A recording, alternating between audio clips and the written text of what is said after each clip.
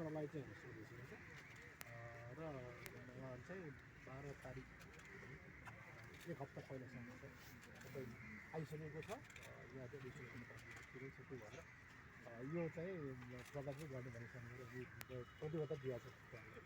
एकदमै राम्रो हामीले जसरी पनि यसलाई सफल बनाउनुपर्छ। जसरी चाहिँ क्रिकेटको एउटा योपालि पनि एनपिएलको दोस्रो एकदम अझै भव्य रूपले होस्।